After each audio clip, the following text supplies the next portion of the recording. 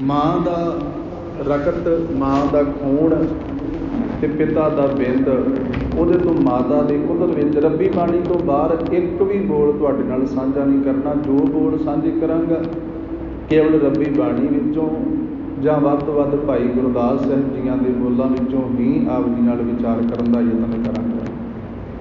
ਹੁਣ ਰੱਬੀ ਬਾਣੀ ਦਾ ਬੋਲ ਹੈ, ਮਾਂ ਕੀ ਰਕਤ ਪਿਤਾ ਬਿੰਦ ਧਾਰਾ।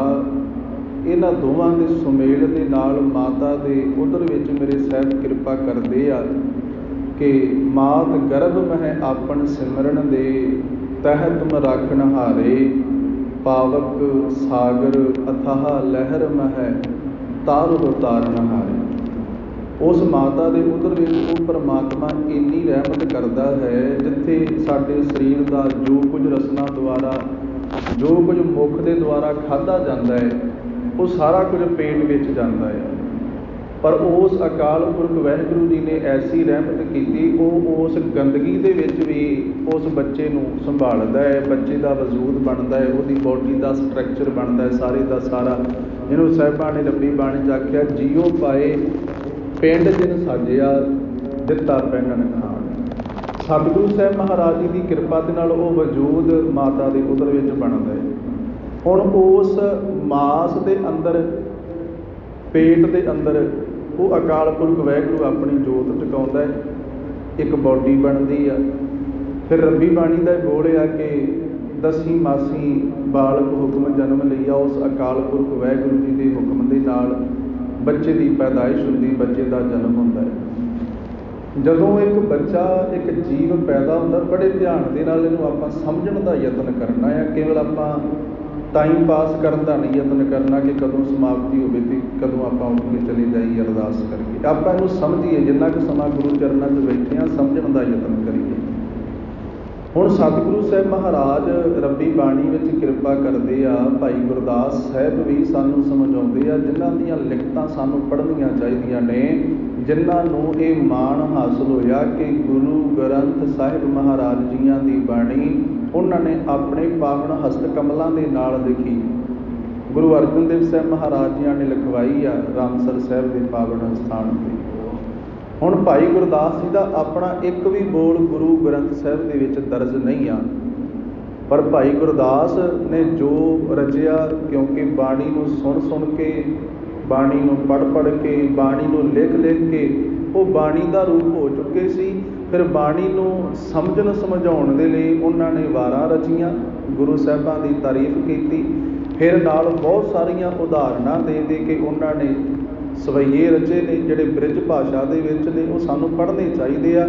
ਜਿਹੜਾ ਬੰਦਾ ਗੁਰਬਾਣੀ ਪੜ੍ਹਦਾ ਹੈ, ਗੁਰਬਾਣੀ ਦੀ ਸਮਝ ਨਹੀਂ ਪੈਂਦੀ, ਉਹ ਭਾਈ ਗੁਰਦਾਸ ਦੀ ਰਚਨਾ ਨੂੰ ਪੜ੍ਹਦਾ ਅਤੇ ਗੁਰਬਾਣੀ ਸੁਖੈਣੀ ਸਮਝ ਲੱਗ ਜਾਂਦੀ ਹੈ। ਹੁਣ ਜੀਵ ਦਾ ਸਾਰਾ ਸਟਰਕਚਰ ਪੇਟ ਦੇ ਵਿੱਚ ਬਣਿਆ, ਮਾਤਾ ਦੇ ਉਦਰ ਵਿੱਚ ਬਣਿਆ। ਹੋਰ ਥੋੜ੍ਹਾ ਇਹਨੂੰ ਕਲੀਅਰ ਕਰਦੇ ਹਾਂ ਮੈਂ। ਜੈਸਰੀ ਰਾਗ ਦੇ ਵਿੱਚ ਸਤਿਗੁਰੂ ਸੱਚੇ ਪਾਤਸ਼ਾਹ ਦੀ ਕਿਰਪਾ ਕਰਕੇ ਜੀਵ ਨੂੰ ਸਮਝਾਉਂਦੇ ਆ।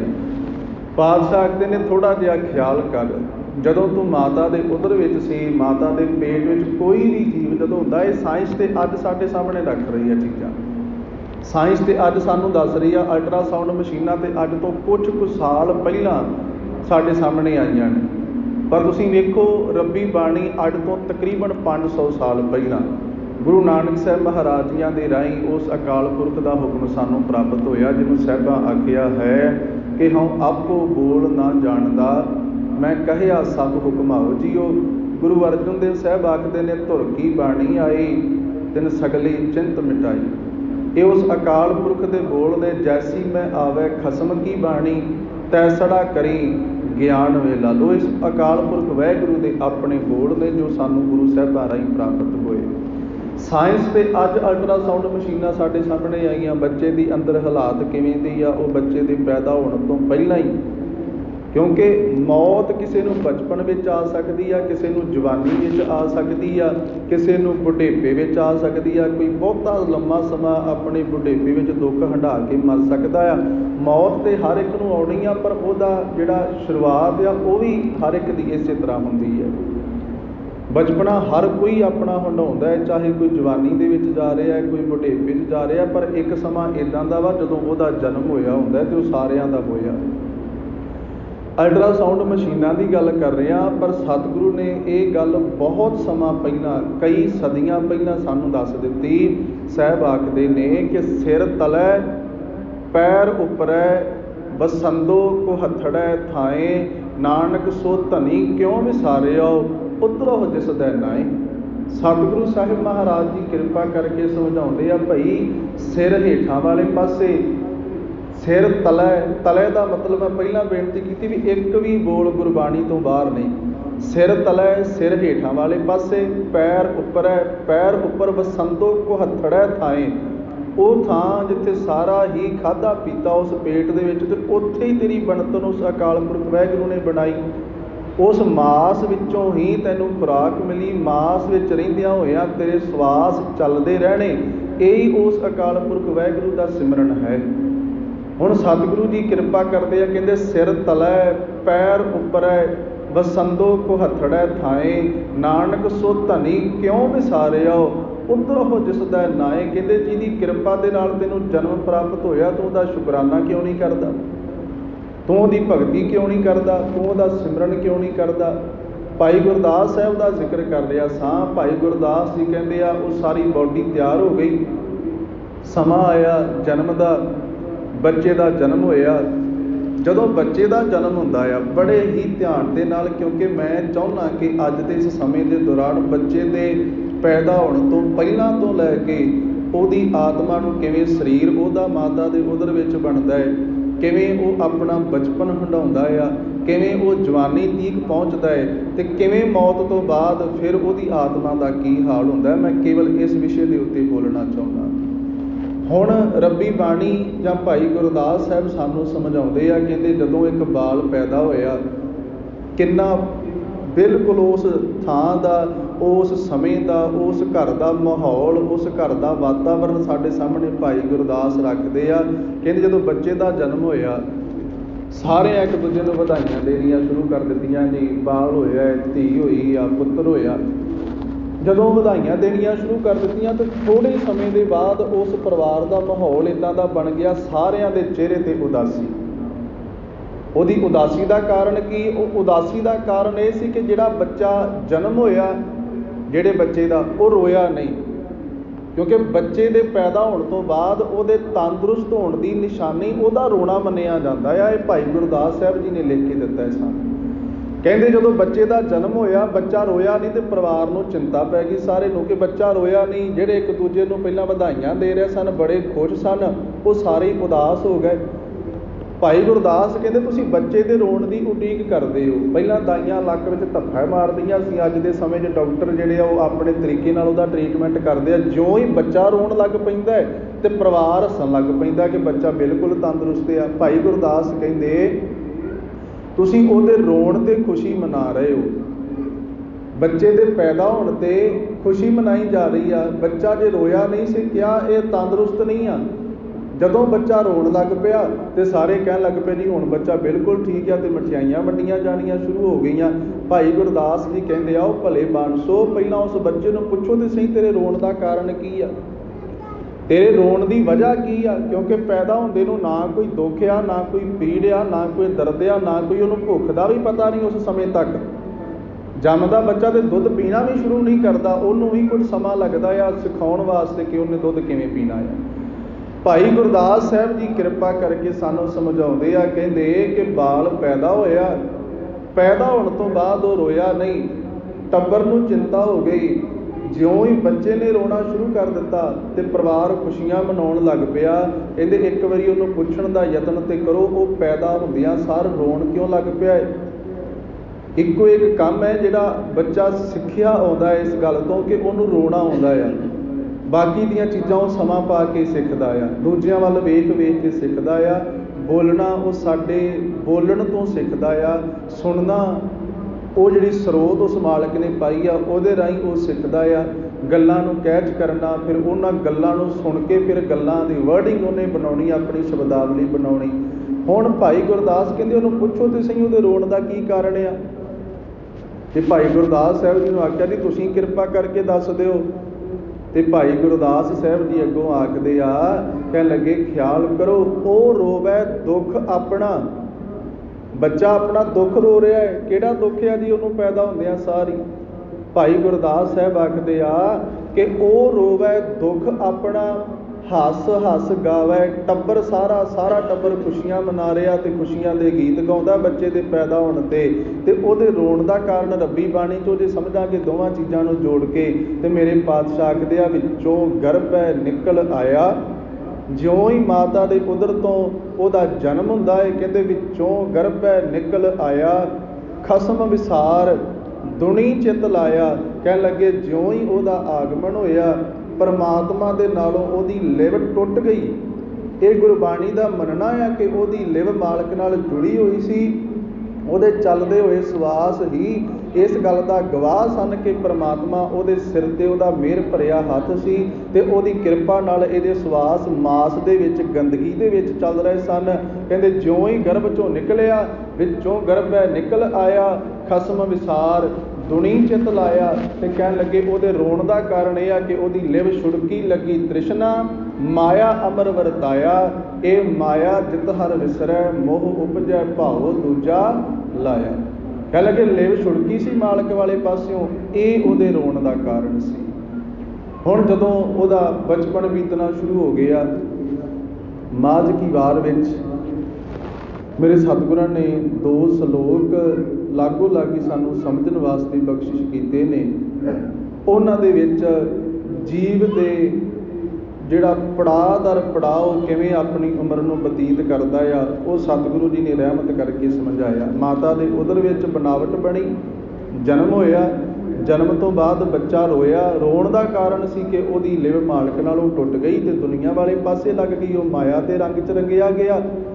ਹੁਣ ਉਹ ਜਦੋਂ ਆਪਣਾ ਜੀਵਨ ਬਤੀਤ ਕਰਨ ਲੱਗ ਪਿਆ ਤੇ ਗੁਰੂ ਨਾਨਕ ਸਾਹਿਬ ਮਹਾਰਾਜ ਆਖਦੇ ਆ ਪਹਿਲੇ ਪਿਆਰ ਲੱਗਾ ਥਣ ਦੁੱਧ,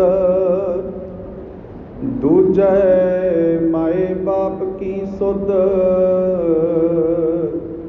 ਤੀਜੇ ਭਇਆ ਭਾਬੀ ਬੇਬ, ਚੌਥੇ ਪਿਆਰ ਕੰਨੀ ਖੇਡ। ਧੰਨ ਗੁਰੂ ਨਾਨਕ ਸਾਹਿਬ ਮਹਾਰਾਜ ਕਿਰਪਾ ਕਰਦੇ ਆ। ਕਹਿ ਲੱਗੇ ਜਦੋਂ ਬੱਚਾ ਪੈਦਾ ਹੁੰਦਾ ਹੈ ਉਹਦਾ ਬਿਲਕੁਲ ਕਿਸੇ ਮਾਂ ਦੇ ਨਾਲ ਕੋਈ ਵਾਹ ਵਾਸਤਾ ਨਹੀਂ। ਇਹਨੂੰ ਬੜੇ ਧਿਆਨ ਨਾਲ ਸੁਣਿਓ ਕਿਉਂਕਿ ਸਤਿਗੁਰੂ ਨੇ 2 ਚੀਜ਼ਾਂ ਵੱਖੋ ਵੱਖਰੀਆਂ ਰੱਖੀਆਂ। ਪਹਿਲਾਂ ਕਹਿੰਦੇ ਉਹਦਾ ਪਿਆਰ ਕੇਵਲ ਦੁੱਧ ਦੇ ਨਾਲ ਆ, ਦੂਜੇ ਨੰਬਰ 'ਤੇ ਉਹਨੂੰ ਮਾਂ ਦਾ ਪਤਾ ਲੱਗਦਾ ਤੇ ਫਿਰ ਬਾਪ ਦਾ ਪਤਾ ਲੱਗਦਾ ਤੇ ਫਿਰ ਬਾਕੀ ਦੇ ਭੈਣਾਂ ਭਰਾਵਾਂ ਦਾ ਉਹਨੂੰ ਪਤਾ ਲੱਗਦਾ। ਪੈਦਾ ਹੁੰਦਿਆਂ ਸਾਰ ਨੂੰ ਕਿਸੇ ਰਿਸ਼ਤੇ ਦੀ ਕੋਈ ਸਮਝ ਨਹੀਂ। ਸਾਹਿਬ ਆਖਦੇ ਆ ਪਹਿਲਾ ਪਿਆਰ ਲੱਗਾ ਥਣ ਦੁੱਧ। ਸਭ ਤੋਂ ਪਹਿਲਾਂ ਕੇਵਲ ਉਹਨੂੰ ਆਪਣੀ ਭੁੱਖ ਦੇ ਨਾਲ ਮਤਲਬ ਹੈ, ਕੇਵਲ ਉਹਨੂੰ ਦੁੱਧ ਦੇ ਨਾਲ ਮਤਲਬ ਹੈ। ਕਈ ਵਾਰੀ ਬੱਚੇ ਪੈਦਾ ਹੋਣ ਤੋਂ ਬਾਅਦ ਉਸ ਬੱਚੇ ਨੂੰ ਕੋਈ ਦੂਜਾ ਅਡੋਪਟ ਕਰ ਲੈਂਦਾ ਹੈ, ਕੋਈ ਦੂਜਾ ਪਰਿਵਾਰ ਉਹਨੂੰ ਆਪਣੀ ਗੋਦ ਲੈ ਲੈਂਦਾ ਤੇ ਉਹ ਬੱਚਾ ਆਪਣੀ ਮਾਂ ਤੋਂ ਪਾਸੇ ਰਹਿ ਕੇ ਪਲਦਾ ਹੈ। ਪਰ ਉਹਨੂੰ ਇਸ ਗੱਲ ਦੀ ਸਮਝ ਨਹੀਂ। ਉਹ ਤੇ ਕਈ ਸਾਲ ਬਾਅਦ ਜਾ ਕੇ ਕਈ ਵਾਰੀ ਬੱਚੇ ਨੂੰ ਪਤਾ ਲੱਗਦਾ ਕਿ ਮੇਰੀ ਮਾਂ ਇਹ ਨਹੀਂ ਤੇ ਇਹ ਆ। ਹੁਣ ਸਤਿਗੁਰੂ ਨੇ ਕਿੱਡਾ ਬਰੀਕਲੀ ਦੇ ਨਾਲ ਇਹਨੂੰ, ਕਿੰਨੇ ਬਰੀਕੀ ਦੇ ਨਾਲ ਸਾਨੂੰ ਸਮਝਾਇਆ ਆ। ਪਾਤਸ਼ਾਹ ਕਹਿੰਦੇ ਪਹਿਲੇ ਪਿਆਰ ਲੱਗਾ ਥਣ ਦੁੱਧ, ਪਹਿਲਾਂ ਕੇਵਲ ਦੁੱਧ ਦੇ ਨਾਲ ਵਾਹ ਵਾਸਤਾ ਹੈ ਜੀ। ਦੂਜੇ ਮਾਏ ਬਾਪ ਕੀ ਸੁਧ, ਦੂਜੇ ਨੰਬਰ ਦੇ ਉੱਤੇ ਜਾ ਕੇ ਜਦੋਂ ਥੋੜ੍ਹਾ ਜਿਹਾ ਉਹ ਵਾਰ-ਵਾਰ ਇੱਕੇ ਚਿਹਰੇ ਨੂੰ ਵੇਖਦਾ ਹੈ, ਜਿਹੜੀ ਔਰਤ ਉਹਨੂੰ ਵਾਰ-ਵਾਰ ਗਿੱਲਾ ਸੁੱਕਾ ਕਰ ਰਹੀ ਹੈ, ਉਹਦੀ ਸੰਭਾਲ ਕਰ ਰਹੀ ਆ, ਉਹਦੇ ਰੋਣ 'ਤੇ ਉਹਦੇ ਕੋਲ ਹਾਜ਼ਰ ਹੁੰਦੀ ਆ, ਫਿਰ ਬੱਚੇ ਦਾ ਲਗਾਵ ਉਸ ਮਾਂ ਦੇ ਨਾਲ ਹੁੰਦਾ ਹੈ। ਫਿਰ ਉਹਦੀ ਹੌਲੀ ਹੌਲੀ ਸਮਝ ਵੱਧਦੀ ਆ, ਚੇਤਨ ਸ਼ਕਤੀ ਵੱਧਦੀ ਆ, ਫਿਰ ਉਹਨੂੰ ਆਪਣੇ ਬਾਪ ਦੀ ਪਛਾਣ ਹੁੰਦੀ ਆ। ਸਾਹਿਬ ਆਖਦੇ ਪਹਿਲਾ ਪਿਆਰ ਲੱਗਾ ਥਣ ਦੁੱਧ, ਦੂਜਾ ਮਾਏ ਬਾਪ ਕੀ ਸੁਧ। ਮਾਂ ਬਾਪ ਦਾ ਪਤਾ ਲੱਗਾ। ਤੀਜੇ ਭਈਆ ਭਾਬੀ ਬੇਬ। ਕਹਿਣ ਲੱਗੇ ਤੀਜੀ ਅਵਸਥਾ ਜਦੋਂ ਆ ਗਈ ਉਦੋਂ ਉਹਨੂੰ ਬਾਕੀ ਦੇ ਆਪਣੇ ਭੈਣਾਂ ਭਰਾਵਾਂ ਦਾ, ਚਾਚੀਆਂ ਤਾਇਆਂ ਦਾ, ਬਾਕੀ ਪਰਿਵਾਰ ਦੇ ਰਿਸ਼ਤਿਆਂ ਦਾ ਸਮਝ ਪੈਂਦੀ ਆ ਉਹਨੂੰ। ਤੀਜੇ ਭਈਆ ਭਾਬੀ ਬੇਬ, ਚੌਥੇ ਪਿਆਰ ਉਪੰਨੀ ਖੇਡ। ਕਹਿੰਦੇ ਜਦੋਂ ਚੌਥੀ ਅਵਸਥਾ ਆ ਗਈ, ਥੋੜ੍ਹਾ ਜਿਹਾ ਬੱਚਾ ਵੱਡਾ ਹੋ ਗਿਆ, ਉਹਨੇ ਰੜਨਾ ਸ਼ੁਰੂ ਕਰ ਦਿੱਤਾ, ਉਹਨੇ ਚੱਲਣਾ ਸ਼ੁਰੂ ਕਰ ਦਿੱਤਾ, ਉਹ ਆਪਣੇ ਖਿਡੌਣਿਆਂ ਦੇ ਨਾਲ ਪਿਆਰ ਕਰਨ ਲੱਗ ਪਿਆ। ਉਹ ਮਾਂ ਬਾਪ ਵੱਲੋਂ ਲਿਆ ਕੇ ਦਿੱਤੀਆਂ ਪਲਾਸਟਿਕ ਦੀਆਂ ਗੱਡੀਆਂ ਤੇ ਹੋਰਾਂ ਚੀਜ਼ਾਂ ਦੇ ਨਾਲ, ਖਿਡੌਣਿਆਂ ਦੇ ਨਾਲ ਪਰਚਦਾ ਹੈ। ਕਈ ਵਾਰੀ ਇੰਨਾ ਖੇਡ ਦੇ ਵਿੱਚ ਮਸਤ ਹੋ ਜਾਂਦਾ ਆ ਕਿ ਉਹ ਆਪਣਾ ਪ੍ਰਸ਼ਾਦਾ ਪਾਣੀ ਵੀ ਭੁੱਲ ਜਾਂਦਾ ਹੈ, ਆਪਣੀ ਭੁੱਖ ਵੀ ਉਹਨੂੰ ਖਿਡੌਣਿਆਂ ਕਰਕੇ ਭੁੱਲ ਜਾਂਦੀ ਹੈ। ਇੰਨਾ ਨੂੰ ਲਗਾਵ ਖੇਡਾਂ ਦੇ ਨਾਲ, ਖਿਡੌਣਿਆਂ ਦੇ ਨਾਲ ਹੋ ਜਾਂਦਾ ਹੈ। ਸਾਹਿਬ ਆਖਦੇ ਚੌਥੇ ਪਿਆਰ ਉਪੰਨੀ ਖੇਡ, ਪੰਜਵੇਂ ਖਾਣ ਪੀਣ ਕੀ ਧਾਤ। ਉੱਥੇ ਖਾਣ ਪੀਣ ਸ਼ਬਦ ਨਹੀਂ, ਉੱਥੇ ਖਾਣ ਪੀਣ ਪੱਪੇ ਨੂੰ ਬਿਹਾਰੀ ਐੜਾ ਤੇ ਨਾਣੇ ਨੂੰ ਔਂਕੜ ਹੈ। ਸਾਹਿਬ ਆਖਦੇ ਆ ਕਿ ਪੰਜਵੇਂ ਖਾਣ ਪੀਣ ਕੀ ਧਾਤ। ਕਹਿਣ ਲੱਗੇ ਖਾਣਾ ਤੇ ਪੀਣਾ, ਫਿਰ ਸਮਝ ਪੈ ਜਾਂਦੀ ਹੈ ਉਹ ਆਪਣੀ ਮਰਜ਼ੀ ਦੇ ਨਾਲ ਸਿਫਾਰਿਸ਼ ਕਰਦਾ ਹੈ, ਆਪਣੀ ਮਰਜ਼ੀ ਦੀਆਂ ਚੀਜ਼ਾਂ ਉਹ ਮੰਗਦਾ ਹੈ, ਮੈਨੂੰ ਇਹ ਬਣਾ ਕੇ ਦਿਓ, ਮੈਂ ਇਹ ਖਾਣਾ।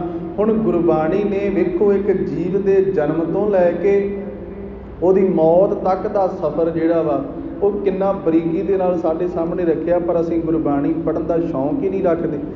ਅਸੀਂ ਗੁਰਬਾਣੀ ਨੂੰ ਸਮਝਣਾ ਨਹੀਂ ਚਾਹੁੰਦੇ, ਵਾਚਣਾ ਨਹੀਂ ਚਾਹੁੰਦੇ, ਅਸੀਂ ਕੇਵਲ ਮੱਥਾ ਟੇਕਣ ਤੱਕ ਸੀਮਿਤ ਰਹਿ ਗਏ। ਹੁਣ ਸਤਿਗੁਰੂ ਨੇ ਸਾਡੇ ਸਮੁੱਚੇ ਜੀਵਨ ਦੀ ਇੱਕ ਤਸਵੀਰ ਸਾਡੇ ਸਾਹਮਣੇ ਖਿੱਚ ਕੇ ਰੱਖ ਦਿੱਤੀ ਆ। ਸਤਿਗੁਰੂ ਜੀ ਆਖਦੇ ਪਹਿਲੇ ਪਿਆਰ ਲੱਗਾ ਥਣ ਦੁੱਧ, ਦੂਜੇ ਮਾਏ ਬਾਪ ਕੀ ਸੁਧ, ਤੀਜੇ ਭਈਆ ਭਾਬੀ ਬੇਬ, ਚੌਥੇ ਪਿਆਰ ਉਪੰਨੀ ਖੇਡ, ਪੰਜਵੇਂ ਖਾਣ ਪੀਣ ਕੀ ਧਾਤ, ਛੇਵੇਂ ਕਾਮ ਨਾ ਪੁੱਛੇ ਜਾਤ। ਜਿਉਂ ਜਿਉਂ ਬੱਚਾ ਵੱਡਾ ਹੋਇਆ, ਸਕੂਲ ਪੜ੍ਹਨ ਲੱਗ ਪਿਆ, ਉਹਨੇ ਆਪਣੀ ਸਕੂਲ ਦੀ ਪੜ੍ਹਾਈ ਪੂਰੀ ਕੀਤੀ, ਜਾਂ ਜਿਹੜੇ ਨਹੀਂ ਵੀ ਬੱਚੇ ਪੜ੍ਹਦੇ ਉਹ ਆਪਣੀ ਉਮਰ ਦੇ ਨਾਲ ਮੈਚਿਓਰ ਹੋਣੇ ਸ਼ੁਰੂ ਹੋ ਗਏ। ਉਹਨਾਂ ਦੇ ਜਿਹੜੇ ਬਾਡੀ ਦੇ ਹਾਰਮੋਨਸ ਨੇ ਉਹ ਸਮੇਂ ਦੇ ਨਾਲ ਚੇਂਜ ਹੋਣ ਲੱਗ ਪਏ। ਫਿਰ ਜਿਹੜੀਆਂ ਚੀਜ਼ਾਂ ਉਹਨਾਂ ਦੇ ਮਾਤਾ ਪਿਤਾ ਨੇ ਉਹਨਾਂ ਨੂੰ ਦੱਸਣੀਆਂ ਕਿ ਪੁੱਤ ਇਹ ਗੱਲਾਂ ਜਿਹੜੀਆਂ ਉਹ ਤੁਹਾਡੇ ਵਾਸਤੇ ਠੀਕ, ਇਹ ਗੱਲਾਂ ਤੁਹਾਡੇ ਵਾਸਤੇ ਠੀਕ ਨਹੀਂ, ਉਹ ਬੱਚਾ ਬਾਹਰੋਂ ਗਲਤ ਸੁਸਾਇਟੀ ਦੇ ਵਿੱਚ ਪੈ ਕੇ ਸਿੱਖਦਾ ਆ। ਉਹ ਜਿਸ ਥਾਂ 'ਤੇ ਬੈਠਦਾ ਹੈ, ਕਿਉਂਕਿ ਤੁਸੀਂ ਵੇਖੋ ਬੱਚੇ ਦਾ ਜੀਵਨ ਜਦੋਂ ਤੱਕ ਉਹ 8ਵੀਂ ਕਲਾਸ ਤੱਕ ਪੜ੍ਹਦਾ ਰਹਿੰਦਾ ਹੈ ਨਾ, ਉਹਦੇ 'ਚੋਂ ਸਾਨੂੰ ਵਾਕਿਆ ਹੀ ਇੱਕ ਬੱਚਾ ਝਲਕਦਾ ਆ। ਪਰ ਜਿਉਂ ਹੀ ਉਹ 7ਵੀਂ 8ਵੀਂ ਕਲਾਸ ਤੋਂ ਥੋੜ੍ਹਾ ਜਿਹਾ ਉੱਪਰ ਹੋ ਜਾਂਦਾ, ਉਹਦੀ ਬਾਡੀ ਲੈਂਗੁਏਜ ਵੀ ਚੇਂਜ ਹੋ ਜਾਏਗੀ, ਉਹਦੀ ਆਵਾਜ਼ ਵੀ ਚੇਂਜ ਹੋ ਜਾਂਦੀ ਆ, ਉਹਦਾ ਵਿਵਹਾਰ ਵੀ ਇੱਕਦਮ ਚੇਂਜ ਹੋਣਾ ਸ਼ੁਰੂ ਹੋ ਜਾਂਦਾ ਉਸ ਉਮਰ ਦੇ ਉੱਤੇ ਆ ਕੇ, ਕਿਉਂਕਿ ਉਹਦੇ ਬਾਡੀ ਦੇ ਜਿਹੜੇ ਹਾਰਮੋਨਸ ਨੇ ਉਹ ਹੀ ਉਹਨੂੰ ਆਪਣੇ ਆਪ ਹੀ ਅੰਦਰੋਂ ਉਹਦੇ ਸੁਭਾਅ ਵਿੱਚ ਵੀ ਤਬਦੀਲੀ ਲਿਆ ਰਹੇ ਹੁੰਦੇ ਆ। ਸਤਿਗੁਰੂ ਆਖਦੇ ਛੇਵੇਂ ਕਾਮ ਨਾ ਪੁੱਛੇ ਜਾਤ।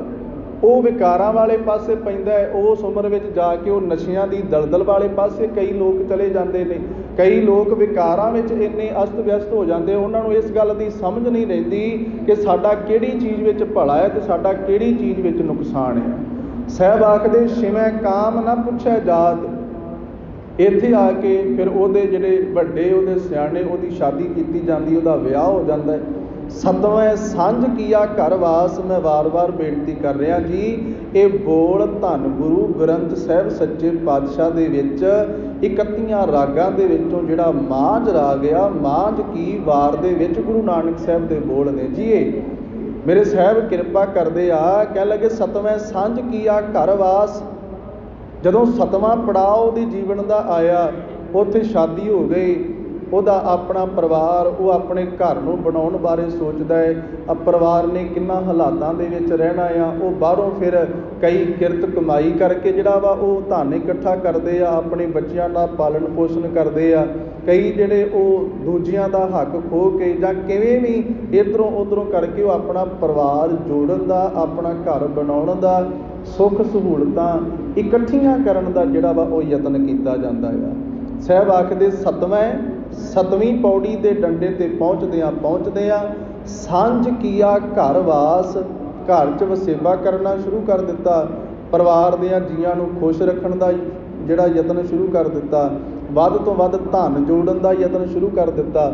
ਸਾਹਿਬ ਕਿਰਪਾ ਕਰਦੇ ਫਿਰ 8ਵਾਂ ਕ੍ਰੋਧ ਹੋਆ ਤਨ ਨਾਸ। ਇਹਨੂੰ ਹੁਣ ਬੜੇ ਧਿਆਨ ਦੇ ਨਾਲ ਆਪਾਂ ਸਮਝੀਏ। ਕਹਿੰਦੇ ਜਦੋਂ ਇਹ ਵਾਲੀ ਸਟੇਜ ਆ ਗਈ, ਜਿਹੜੇ ਬੰਦੇ ਨੇ ਆਪ ਮਸ਼ੱਕਤ ਕੀਤੀ, ਮਿਹਨਤ ਕੀਤੀ, ਜਿਹਨੇ ਬਹੁਤ ਸਾਰੀ ਹੱਡ ਭੰਨਵੀਂ ਮਿਹਨਤ ਕਰਕੇ ਆਪਣਾ ਘਰ ਜੋੜਿਆ ਹੁੰਦਾ ਹੈ, ਆਪਣਾ ਘਰ ਬਣਾਇਆ ਹੁੰਦਾ, ਕਈ ਵਾਰੀ ਉਹਦੀ ਔਲਾਦ ਉਹਦੇ ਕਹਿਣੇ ਤੋਂ ਬਾਹਰ ਹੋ ਜਾਂਦੀ ਆ। ਕਈ ਵਾਰੀ ਬੱਚੇ ਜਦੋਂ ਕਹਿਣੇ ਤੋਂ ਬਾਹਰ ਹੋ ਜਾਂਦੇ ਤੇ ਉਸ ਵੇਲੇ 8ਵਾਂ ਕ੍ਰੋਧ ਹੋਆ ਤਨ ਨਾਸ। ਫਿਰ ਉਸ ਬੰਦੇ ਨੂੰ ਉਹਨਾਂ ਬੱਚਿਆਂ ਵੱਲ ਵੇਖ ਵੇਖ ਕੇ ਧੱਪ ਚੜ੍ਹਦਾ, ਠੇਠ ਜੀ ਪੰਜਾਬੀ ਦਾ ਸ਼ਬਦ ਵਰਤਾਂ ਤੇ ਉਹਨੂੰ ਗੁੱਸਾ ਚੜ੍ਹਦਾ, ਕ੍ਰੋਧ ਚੜ੍ਹਦਾ ਕਿ ਇਹ ਚੀਜ਼ਾਂ ਤੇ ਮੈਂ ਇੰਨੀ ਮਿਹਨਤ ਕਰਕੇ ਬਣਾਈਆਂ ਸੀ, ਇਹ ਪੈਸਾ ਤੇ ਮੈਂ ਬੜੀ ਮਿਹਨਤ ਕਰਕੇ ਇਕੱਠਾ ਕੀਤਾ ਸੀ, ਇਹ ਬੱਚੇ ਦੀ ਦੁਰਵਰਤੋਂ ਕਰ ਰਹੇ ਆ, ਇਹਦੀ ਠੀਕ ਵਰਤੋਂ ਨਹੀਂ ਕਰ ਰਹੇ। ਫਿਰ ਉਹ ਜਦੋਂ ਬੱਚੇ ਉਹਦੇ ਕਹਿਣੇ ਤੋਂ ਬਾਹਰ ਹੋ ਜਾਂਦੇ ਆ, ਜੈਸਰੀ ਰਾਗ ਦੀ ਜਦੋਂ ਵਾਰ ਸ਼ੁਰੂ ਹੁੰਦੀ ਆ, ਉਹਦੇ ਤੋਂ ਪਹਿਲਾਂ ਇੱਕ ਬੋਲ ਮੇਰੇ ਸੱਚੇ ਪਾਤਸ਼ਾਹ ਜੀ ਦਾ ਆਉਂਦਾ ਹੈ। ਮੇਰੇ ਪਾਤਸ਼ਾਹ ਜੀ ਆਖਦੇ ਆ, ਕਹਿਣ ਲੱਗੇ ਕਹਿਆ ਨਾ ਮੰਨੈ ਖਾਕ ਛਾਨੈ जिन संग तन मन जालिया, कह लगे वो बच्चे आखे नहीं लगते।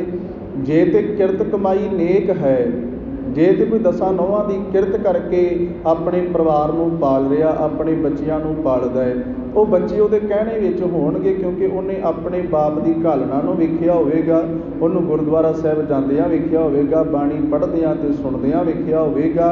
वो बच्चे वो कहने विच ने, तो जां कई बारी कोई पिछला कर्म ही इवें दा अगे आ जाता है कि औलाद जिहड़ी आ वो गलत पासे तुर पैंदी आ। सतगुरु साहब महाराज जी कहते कि कहया ना मानै, आखे कोई नहीं लगते। खाक छानै, खाक छाने तो भाव बेइज्जती करते हैं, सिर विच स्वाह पाउंदे ने कीते कतरे दे। कहया ना मानै खाक छानै, जिन संग तन मन जालिया, कह लगे जिन्हां वास्ते अपनी जवानी सारी लंघा दी, मशक्कत करते हैं, मेहनत करते हैं, वो बच्चे पल्ले नहीं बनते। जदों वो बच्चे दुरकारते ने, पल्ले नहीं बनते, तो कह लगे फिर गुस्सा चढ़ता है बंदे नूं, वो अपने आप ही अंदरे अंदर रिझदा रहिंदा है, सड़दा रहिंदा है, बलदा रहिंदा है, कोला हुंदा रहिंदा है, स्वाह हुंदा रहिंदा है। 8वें क्रोध होआ तन नास, ते शरीर नूं, क्योंकि रब्बी बाणी दा बोलिया काम क्रोध काया को गल है, ज्यों कंचन सुहागा ढल है। सतगुरु किरपा करते हैं ये विकार, क्योंकि क्रोध नूं भी विकारां दे विच गिणिया गया है। मेरे सतगुरु जी किरपा करते हैं, फिर शरीर का सत्यानाश कर देंदे ने ये रोग। 8वें क्रोध होआ तन नास, ते अगे फिर साहब आख्या नामै धौले उभे सा, शरीर की बनावट बदलण लग पई, कालिया केसां तो भूरे होने शुरू हो गए। जिन्हों साहिबा ने आख्या कि भवर गए बग बैठे आए, केसां का रंग तब्दील हो गया, धौले आ गए, केस सफेद हो गए, नामे धौले धौले आए, उभे सा, कई बीमारियां ने जकड़ लिया, ते साह औखा होना शुरू हो गया, ते 10वें दद्दा होआ सुआ। एक पासे शुरुआत, ते शुरुआत तो लैके कहते अखीर नूं अंत हो गया, 10वें दद्दा होआ सुआ। अखीर नूं वो बंदा मिट्टी की ढेरी हो जाता, वो आत्मा ਉਹਦੇ ਤੋਂ ਵੱਖਰੀ ਹੋ ਜਾਂਦੀ ਹੈ।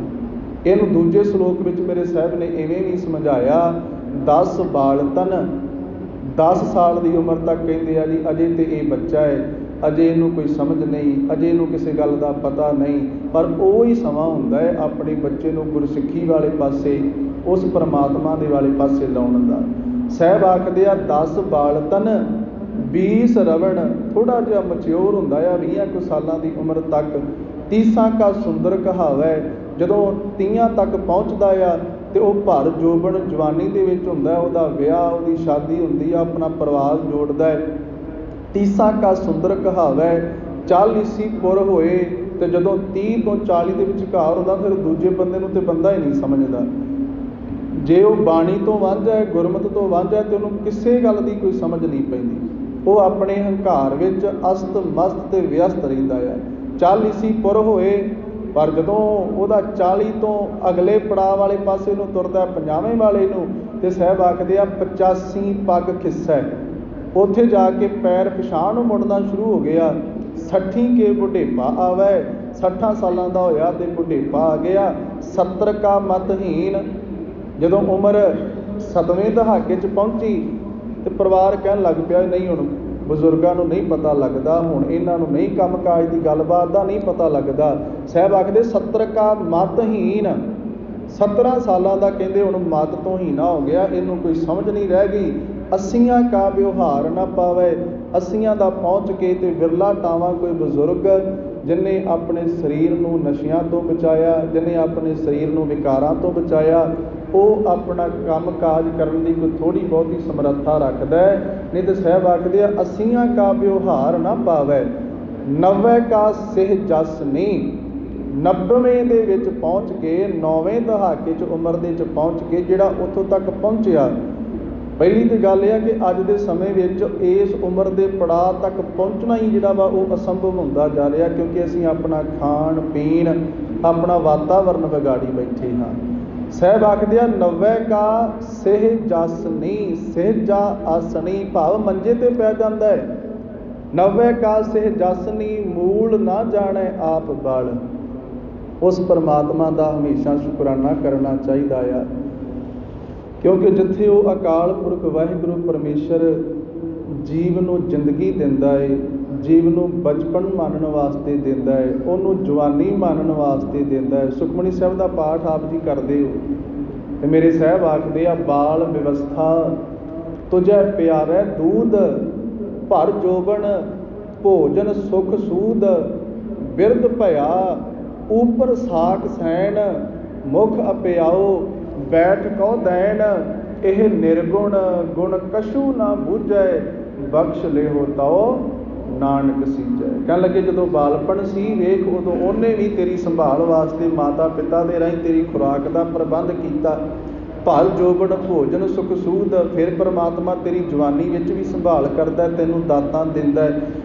जदों बजुर्गी की अवस्था आ गई तो जे अपने मापियां की सेवा की हुई तो फिर साहब आखदे आ, बिरद भया बजुर्ग हो गया, शरीर का आया पड़ाई वाला, शरीर बालपन तो जवानी, जवानी तो बुढ़ेपा आया। तो कहते जिहड़े पोते पोतियां वा वो लाड करदे, मुख अप्याओ बैठ को दैन, उन्हां दे वल्लों प्रशादा पानी दिता जाता। पर फिर भी जे बंदा उस अकाल पुरख का शुकराना नहीं करे तो इहदे नालों होर कोई वड्डा अभागा नहीं हो सकता। साहब आखदे, नवै का सेह जसनी, मूल न जाने आप बल, ढंडोलम ढूंढम डिठ मैं, नानक जग धूएं का धवल हर। मेरे सतगुरु साहब महाराज ने 10 अवस्थावां दे विच बंदे दे जीवन नूं जिहड़ा वा वो कलमबंद कीता, 10 हिस्सियां विच वंडिया। अखीर नूं की हुंदा साहब कहंदे आ, जिवें कई वारी बदलों के विचों सानूं कई तरह दीयां शक्लां दिसन लग पैंदियां, कदे हाथी घोड़े, कदे कोई महल, कदे किसी इंसान की बॉडी का चित्र आकाश विचों दिखाई देता है, कदे बदल पहाड़ों का रूप लै लेंदे आ। पर असल दे विच वो पहाड़ नहीं हुंदे, वो केवल धुएं के पहाड़ हुंदे ने। बदलों के पहाड़ जदों हवा का बुल्ला आउंदा है तो वो आकाश विच खिंड पुंड जांदे ने, वो लभियां थिउंदे नहीं। इस तरह जीव आया ते चलिया गया। नवै का से जसनी, मूल न जाने आप बल, दसवें दद्दा हुआ सुआ, गई सिगीत पुकारी धा, उड्या हंस दसाए राह, आया गया मोया नाओ। मेरे साहब जीवन की सच्चाई दस रहे इन्हां अखीरलियां तुकां दे विच। कहंदे जीव आया सी, उस बच्चे का नां रखिया गया, चाहे वो धी सी चाहे वो पुत्र सी, उहदा परिवार नां रखदा है। वो आप भी वड्डा हुंदा है, उहदा समा पा के नां भी वड्डा हो जाता है। पर जदों जीव चलाना कर जाता, साहब कहंदे आया जीव आया सी, गया जीव चलिया गया।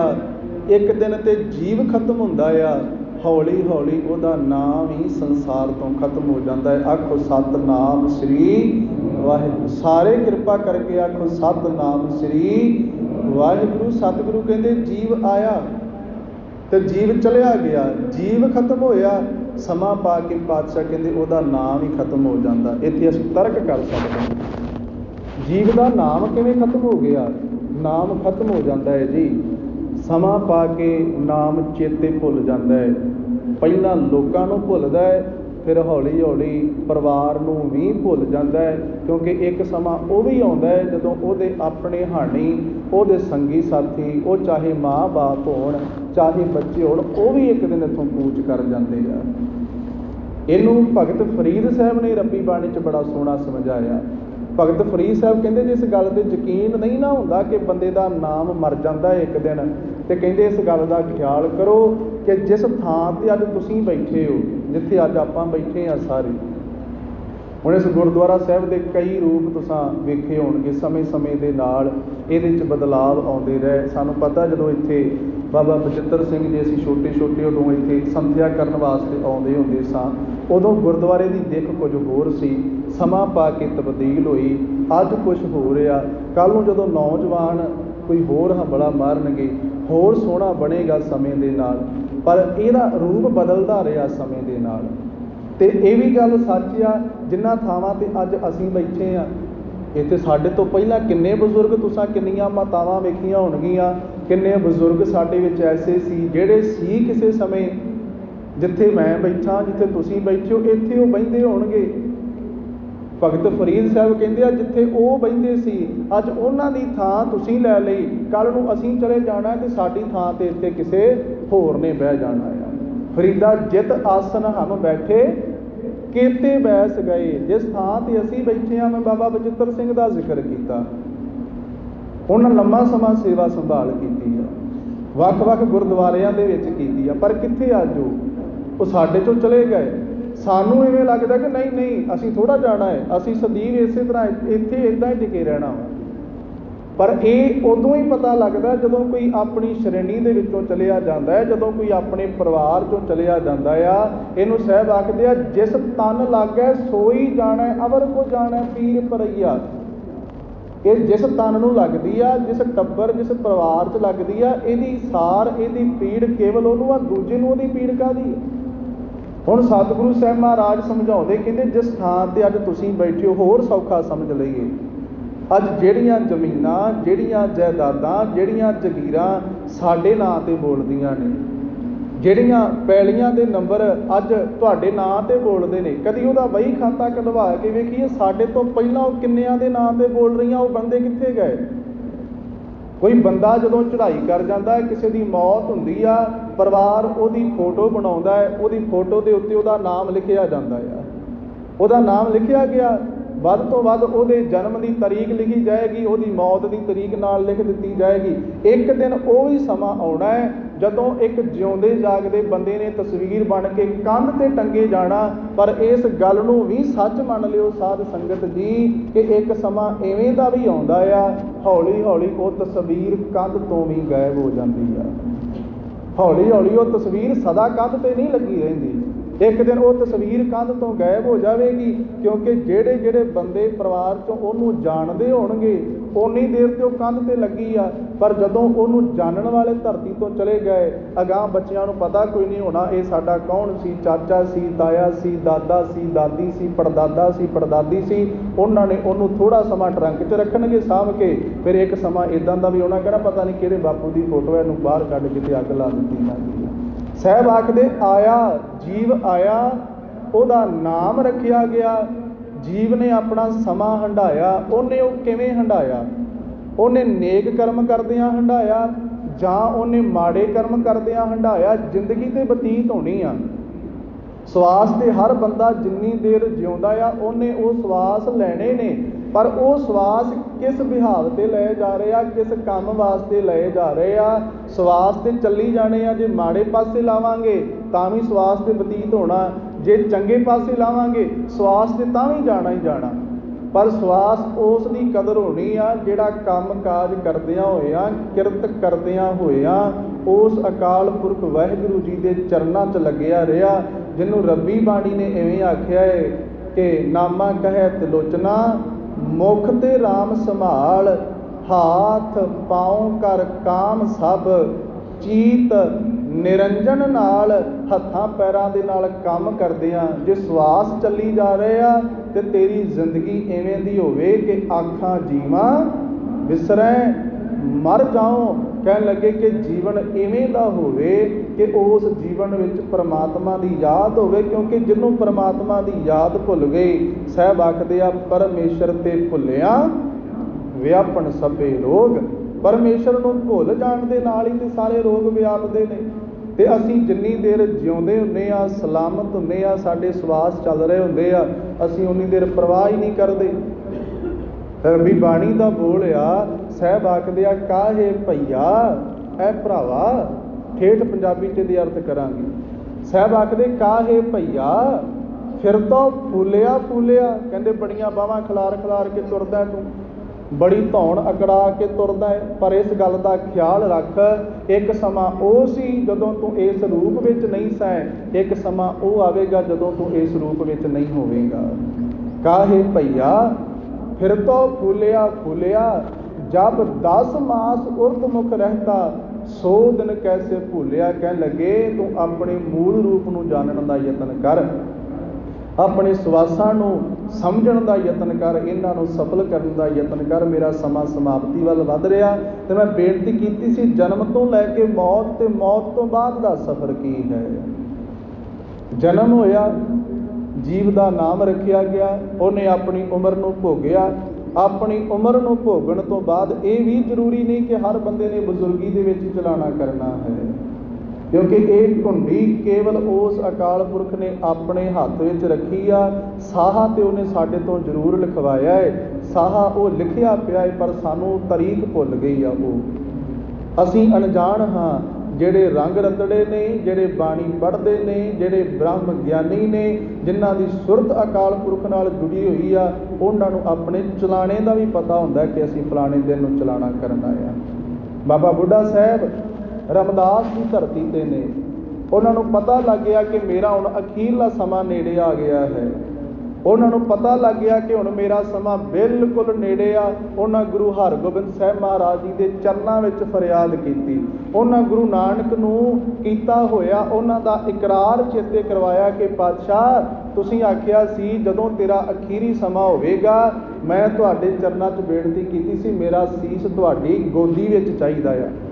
ਤੇ ਗੁਰੂ ਨਾਨਕ ਸਾਹਿਬ ਮਹਾਰਾਜ ਜੀਆਂ ਨੇ ਆਖਿਆ ਸੀ, ਅਸੀਂ ਪਤਾ ਨਹੀਂ ਕਿਸ ਰੂਪ ਵਿੱਚ ਵੀ ਹੋਵਾਂਗੇ, ਪਰ ਬੁੱਢਿਆ ਤੈਥੋਂ ਓਲੇ ਕਦੇ ਨਾ ਹੋਸਾਂ, ਮੈਂ ਤੇਰੇ ਤੋਂ ਕਦੀ ਓਲੇ ਨਹੀਂ ਹੋਵਾਂਗਾ। ਮੈਂ ਜਿਹੜੇ ਵੀ ਰੂਪ ਵਿੱਚ ਹੋਵਾਂਗਾ ਮੈਂ ਤੇਰੇ ਕੋਲ ਪਹੁੰਚ ਜਾਵਾਂਗਾ। ਤੇ ਧੰਨ ਗੁਰੂ ਹਰਗੋਬਿੰਦ ਸਾਹਿਬ ਮਹਾਰਾਜ ਸੱਚੇ ਪਾਤਸ਼ਾਹ ਜੀ ਆਪ ਚੱਲ ਕੇ, ਕਿਉਂਕਿ ਪਹਿਲਾਂ ਪਤਾ ਲੱਗ ਗਿਆ ਬਾਬਾ ਬੁੱਢਾ ਸਾਹਿਬ ਨੂੰ ਮੇਰੀ ਹੁਣ ਮੌਤ ਹੈ, ਸਾਨੂੰ ਨਹੀਂ ਪਤਾ ਇਸ ਗੱਲ ਦਾ। ਸੰਬਤ ਸਾਹਾ ਲਿਖਿਆ, ਮਿਲ ਕਰ ਪਾਵੋ ਤੇਰ, ਦੇਹੋ ਸਜਣ ਅਸੀਸੜੀਆਂ, ਜਿਉ ਹੋਵੇ ਸਾਹਿਬ ਸਿਉ ਮੇਲ, ਘਰ ਘਰ ਇਹੋ ਪਹੁੰਚਾ, ਸਦੜੇ ਨਿਤ ਪਵਨ, ਸਦਨਹਾਰਾ ਸਿਮਰੀਐ, ਨਾਨਕ ਸੇ ਦੇਹ ਅਵਨ। ਉਹ ਆਵਾਜ਼ ਰੋਜ਼ ਪੈ ਰਹੀ ਆ, ਰੋਜ਼ਾਨਾ ਕੋਈ ਨਾ ਕੋਈ ਜੀਵ ਤੁਰਿਆ ਜਾ ਰਿਹਾ ਧਰਤੀ ਤੋਂ, ਤੇ ਇੱਕ ਦਿਨ ਸਾਡੀ ਵਾਰੀ ਆਉਣੀ, ਪਰ ਸਾਨੂੰ ਖਬਰ ਨਹੀਂ, ਸਾਨੂੰ ਪਤਾ ਨਹੀਂ। ਅਸੀਂ ਕੇਵਲ ਇਸ ਫਤੂਰ ਵਿੱਚ ਸਵਾਰ ਆ ਕਿ ਨਹੀਂ ਜੀ ਨਹੀਂ, ਸਾਡੇ ਤੇ ਥੋੜਾ ਆਉਣੀ ਆ ਜੇ। ਤੇ ਇਹ ਵੀ ਇੱਕ ਪਰਦਾ ਮਹਾਰਾਜ ਨੇ ਬਹੁਤ ਚੰਗਾ ਕੀਤਾ ਜਿਹੜਾ ਬਣਾਇਆ। ਜੇ ਕਿਤੇ ਬੰਦੇ ਨੂੰ ਪਤਾ ਲੱਗ ਜਾਏ ਕਿ ਮੇਰੀ ਮੌਤ ਹੋ ਜਾਣੀ, ਤੇ ਢੇਰੀ ਢਾਹ ਕੇ ਉੱਥੇ ਹੀ ਬੰਦਾ ਬਹਿ ਜਾਵੇ ਉਸੇ ਤਰ੍ਹਾਂ ਹੀ। ਉਹ ਕਿਸੇ ਫਕੀਰ ਨੂੰ ਇੱਕ ਨੌਜਵਾਨ ਰੋਜ਼ਾਨਾ ਬੜਾ ਮਖੌਲ ਕਰਿਆ ਕਰੇ, ਕੀ ਸਾਦਾ ਤੂੰ ਰੋਜ਼ਾਨਾ ਮਾਲਾ ਫੇਰਦਾ ਰਹਿੰਦਾ, ਕੀ ਰੋਜ਼ਾਨਾ ਤੂੰ ਉਸ ਪਰਮਾਤਮਾ ਦਾ ਭਜਨ ਹੀ ਕਰਦਾ ਰਹਿੰਦਾ, ਉਹਦਾ ਸਿਮਰਨ ਕਰਦਾ ਰਹਿੰਦਾ। ਆ ਮੈਂ ਤੈਨੂੰ ਬਾਜ਼ਾਰ ਲੈ ਕੇ ਜਾਵਾਂ, ਆ ਮੈਂ ਤੈਨੂੰ ਸ਼ਹਿਰ ਲੈ ਕੇ ਜਾਵਾਂ, ਤੂੰ ਆਪਣੀ ਜ਼ਿੰਦਗੀ ਦੇ ਸੁੱਖ ਆਰਾਮ ਮਾਣ, ਭੋਗ ਇਸ ਜ਼ਿੰਦਗੀ ਨੂੰ ਵੰਨ ਸੁਵੰਨੇ ਭੋਗ ਭੋਗ ਕੇ। ਉਸ ਬਜ਼ੁਰਗ ਨੇ, ਉਸ ਫਕੀਰ ਨੇ ਰੋਜ਼ਾਨਾ ਕਹਿਣਾ, ਨਹੀਂ ਭਾਈ, ਮੈਂ ਉਸ ਅਕਾਲ ਪੁਰਖ ਵਾਹਿਗੁਰੂ ਦਾ ਸਿਮਰਨ ਕਰਦਾ, ਤੈਨੂੰ ਵੀ ਕਰਨਾ ਚਾਹੀਦਾ ਆ। ਉਹ ਨੌਜਵਾਨ ਨੇ ਬਹੁਤ ਤੰਗ ਕੀਤਾ, ਬਹੁਤ ਪਰੇਸ਼ਾਨ ਕੀਤਾ। ਤੇ ਇੱਕ ਦਿਨ ਉਹ ਫਕੀਰ ਕਹਿੰਦਾ, ਇੱਧਰ ਆ, ਮੈਂ ਤੈਨੂੰ ਇੱਕ ਗੱਲ ਦੱਸਾਂ। ਕਹਿੰਦਾ, ਦੱਸੋ ਜੀ ਕੀ? ਕਹਿਣ ਲੱਗਾ, ਮੈਂ ਦੱਸਣਾ ਨਹੀਂ ਸੀ ਚਾਹੁੰਦਾ ਤੈਨੂੰ, ਪਰ ਤੂੰ ਮੇਰੇ ਨਾਲ ਭਾਵੇਂ ਮਖੌਲ ਹੀ ਕਰਦਾ ਹੈ, ਭਾਵੇਂ ਟਿਚਰਾਂ ਹੀ ਕਰਦਾ, ਪਰ ਪੁੱਤਰਾ ਮੈਂ ਤੈਨੂੰ ਅੱਜ ਇਹ ਗੱਲ ਦੱਸਣ ਲੱਗਾ ਹੈ ਕਿ ਅੱਜ ਤੋਂ ਤਕਰੀਬਨ 15 ਦਿਨਾਂ ਦੇ ਬਾਅਦ ਤੇਰੀ ਮੌਤ ਹੋ ਜਾਣੀ। ਬੜੇ ਧਿਆਨ ਦੇ ਨਾਲ ਸੁਣਿਓ, ਜਿਹੜੇ ਅਸੀਂ ਮੌਤ ਨੂੰ ਵਿਸਾਰੀ ਬੈਠੇ ਆ ਨਾ, ਇਹ ਸਾਡੇ ਵਾਸਤੇ ਹੈ। ਉਸ ਫਕੀਰ ਨੇ ਉਸ ਨੌਜਵਾਨ ਨੂੰ ਕੋਲ ਬੁਲਾਇਆ, ਕੋਲ ਬੁਲਾ ਕੇ ਕਹਿੰਦਾ ਕਿ ਪੁੱਤਰਾ ਮੈਂ ਤੈਨੂੰ ਦੱਸਣਾ ਨਹੀਂ ਸੀ ਚਾਹੁੰਦਾ, ਪਰ ਜਿਹੜੀ ਮੈਂ ਭਗਤੀ ਕਰਦਾ, ਮੈਂ ਇਬਾਦਤ ਕਰਦਾ ਜਿਸ ਅਕਾਲ ਪੁਰਖ ਦੀ, ਉਹਦੀ ਕਿਰਪਾ ਨਾਲ ਮੈਨੂੰ ਸਮਝ ਲੱਗ ਗਈ ਕਿ ਪੁੱਤਰਾ ਤੇਰੇ ਕੋਲ ਸਿਰਫ ਅੱਜ ਤੋਂ ਬਾਅਦ 15 ਦਿਨ ਬਚੇ ਨੇ। ਤੂੰ ਹੁਣ ਆਪਣੇ 15 ਦਿਨ ਕਿਵੇਂ ਬਤੀਤ ਕਰਨੇ ਆ, ਇਹ ਤੂੰ ਵੇਖ ਲੈ। ਪਹਿਲਾਂ ਜਦੋਂ ਨੌਜਵਾਨ ਨੇ ਆਉਣਾ ਤੇ ਫਕੀਰ ਨੇ ਕਹਿਣਾ, ਨਾਮ ਜਪਿਆ ਕਰ, ਮੌਤ ਆਉਣ ਵਾਲੀ ਆ।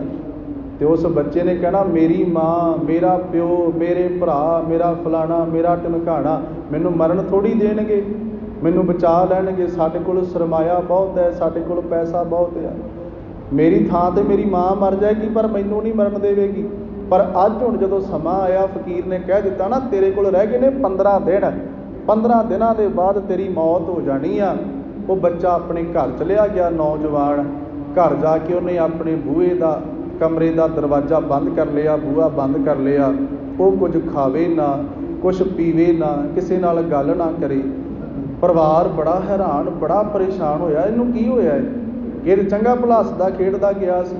ਪਰਿਵਾਰ ਨੇ ਬਥੇਰਾ ਬੂਹਾ ਭੰਨਿਆ, ਤਰਲੇ ਕੀਤੇ, ਪ੍ਰਸ਼ਾਦਾ ਛਕ ਲੈ, ਪਾਣੀ ਪੀ ਲੈ, ਤੂੰ ਗੱਲ ਕਿਉਂ ਨਹੀਂ ਕਰਦਾ, ਹੋਇਆ ਕੀ ਹੈ ਤੈਨੂੰ? ਜੇ ਬਿਮਾਰ ਆ ਤੇਰਾ ਇਲਾਜ ਕਰਵਾ ਦਿੰਦੇ ਆ।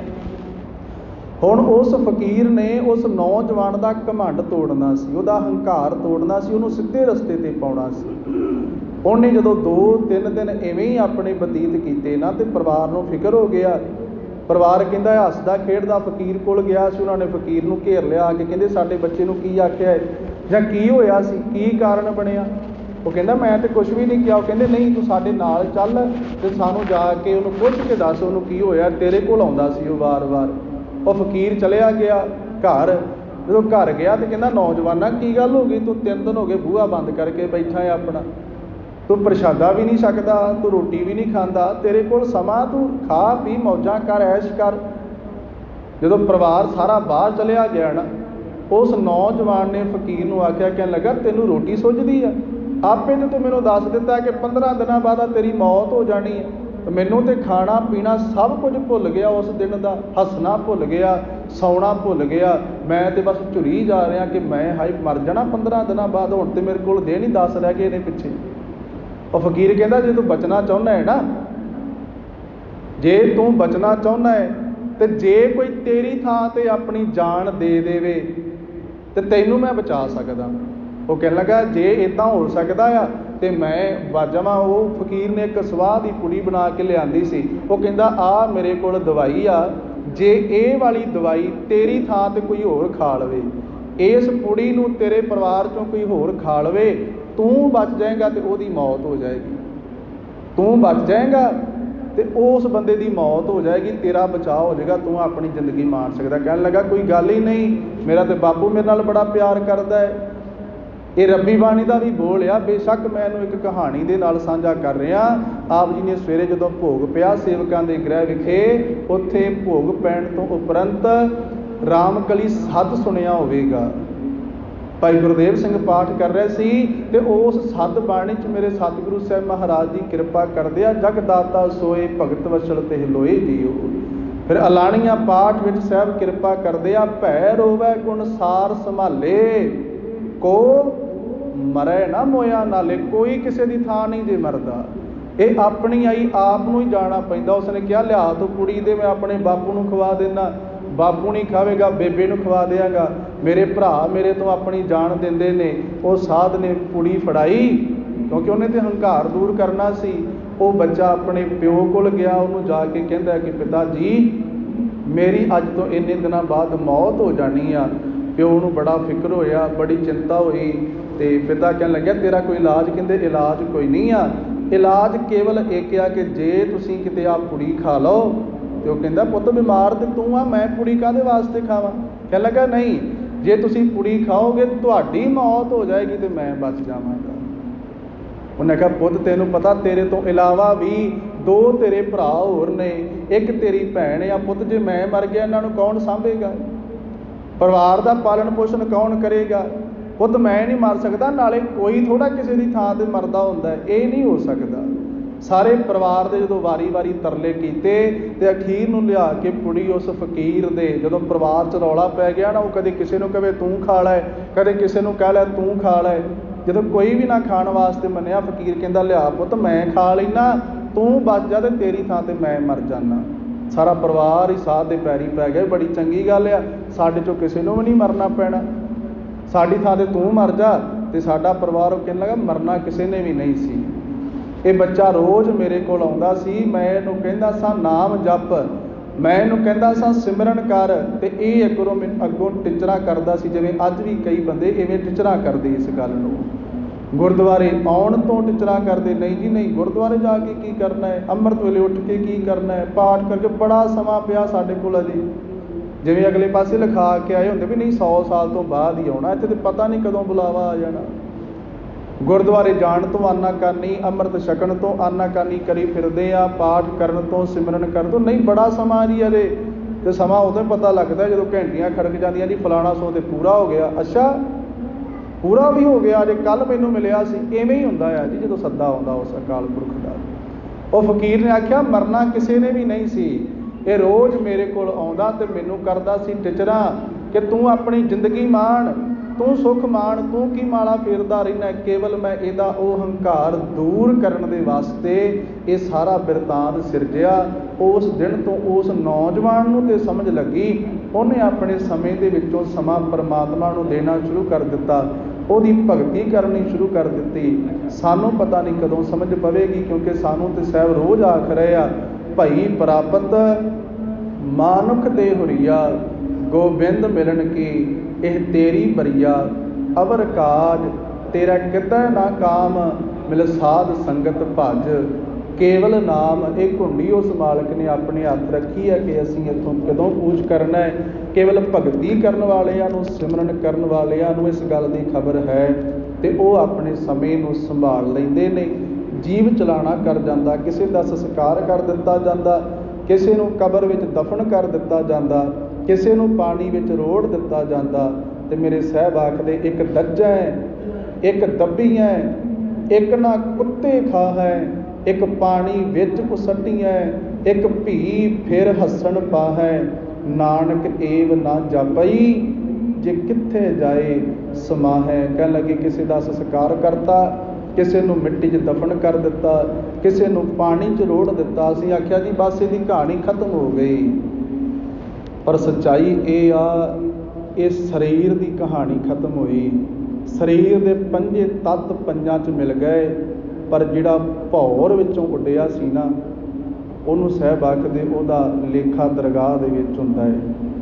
ਉਹਨੂੰ ਸਾਹਿਬ ਆਖਿਆ, ਫਰੀਦਾ ਅਮਲ ਜੇ ਕੀਤੇ ਦੁਨੀ ਵਿੱਚ, ਦਰਗਾਹ ਆਏ ਕੰਮ। ਉਹਨੂੰ ਗੁਰੂ ਨਾਨਕ ਸਾਹਿਬ ਨੇ ਆਖਿਆ, ਆਪੇ ਬੀਜ ਆਪੇ ਹੀ ਖਾਓ, ਆਪਣੇ ਹੱਥੀਂ ਬੀਜਿਆ ਆਪ ਨੂੰ ਖਾਣਾ ਪਵੇਗਾ। ਇਹਨੂੰ ਭਗਤ ਫਰੀਦ ਸਾਹਿਬ ਨੇ ਆਖਿਆ, ਫਰੀਦਾ ਲੋੜੈ ਦਾਖ ਬਿਜੋਰੀਆਂ, ਕਿੱਕਰ ਬੀਜੈ ਜੱਟ, ਹੰਡੈ ਉੱਨ ਕਤਾਏ ਦਾ, ਪੈਂਦਾ ਲੋੜੈ ਪੱਟ, ਸਾਰੀ ਉਮਰ ਕੰਡੇ ਬੀਜ ਕੇ। ਤੇ ਬਜੌਰ ਦੇਸ਼ ਦੀਆਂ ਦਾਖਾਂ ਪ੍ਰਾਪਤ ਨਹੀਂ ਹੁੰਦੀਆਂ। ਜੀਵਨ ਨੂੰ ਠੀਕ ਦਿਸ਼ਾ ਦੇ ਵਿੱਚ ਲੈ ਕੇ ਚੱਲਾਂਗੇ, ਆਪਣੀ ਕਮਾਈ ਨੇਕ ਤੇ ਕਿਰਤ ਸਫਲੀ ਕਰਾਂਗੇ। ਜਦੋਂ ਦਸਾਂ ਨੌਹਾਂ ਦੀ ਕਿਰਤ ਕਰਦਿਆਂ ਹੋਇਆਂ ਪੈਸਾ ਕਮਾਉਣ ਤੋਂ ਸਾਹਿਬਾਂ ਮਨਾ ਨਹੀਂ ਕੀਤਾ, ਪਰ ਉਹਦੇ ਵਿੱਚ ਕਿਸੇ ਦੀ ਜ਼ਿੰਦਗੀ ਬਰਬਾਦ ਨਾ ਹੋਵੇ, ਕਿਸੇ ਦਾ ਪਰਾਇਆ ਹੱਕ ਨਾ ਖਾਧਾ ਜਾ ਰਿਹਾ ਹੋਵੇ। ਤੇ ਸਤਿਗੁਰੂ ਸਾਹਿਬ ਮਹਾਰਾਜ ਫਿਰ ਕਿਰਪਾ ਕਰਦੇ ਆ, ਐਸੇ ਜੀਵ ਨੂੰ ਦਰਗਾਹ 'ਚ ਮਾਣ ਮਿਲਦਾ ਜਿਹੜਾ ਭਗਤੀ ਕਰਕੇ ਤੇ ਦਸਾਂ ਨੌਹਾਂ ਦੀ ਕਿਰਤ ਕਰਕੇ ਆਪਣਾ ਪਰਿਵਾਰ ਪਾਲਦਾ ਹੈ। ਤੇ ਜਿਹੜੇ ਜੀਵ ਨੇ ਆਪਣਾ ਸਾਰਾ ਜੀਵਨ ਵਿਕਾਰਾਂ ਦੇ ਵਿੱਚ ਬਤੀਤ ਕੀਤਾ ਹੋਵੇ, ਫਿਰ ਉਹਦੀ ਜੋ ਹਾਲਾਤ ਰੱਬੀ ਬਾਣੀ ਨੇ ਦੱਸੀ ਆ, ਮੇਰੇ ਸਾਹਿਬ ਆਖਦੇ, ਆਪੀ ਨੇ ਭੋਗ ਭੋਗ ਕੈ ਹੋਏ ਭਸਮੜ ਭੌਰ ਸਿਧਾਇਆ, ਵੱਡਾ ਹੋਆ ਦੁਨੀਦਾਰ ਗਲ ਸੰਗਲ ਘੱਤ ਚਲਾਇਆ, ਅੱਗੇ ਕਰਨੀ ਕੀਰਤ ਵਾਚੀ ਹੈ। ਕੀ ਕਰਮ ਕੀਤੇ ਜੀਵਨ ਵਿੱਚ, ਕੇਵਲ ਲੇਖਾ ਜੋਖਾ ਉਹਨਾਂ ਦਾ ਹੋਣਾ ਆ। ਉੱਥੇ ਤੇ ਪੁੱਛਿਆ ਜਾਣਾ ਆ ਕਿ ਫਰੀਦਾ ਚਾਰ ਗਵਾਇਆ ਹੰਡ ਕੈ, ਚਾਰ ਗਵਾਇਆ ਸਮ, ਲੇਖਾ ਰੱਬ ਮੰਗੇਸੀਆ, ਤੂੰ ਆਹੋਂ ਕੇਲੇ ਕੰਮ। ਧਰਮ ਰਾਏ ਜਬ ਲੇਖਾ ਮੰਗੈ, ਕਿਆ ਮੁਖ ਲੈ ਕੇ ਜਾਏਗਾ।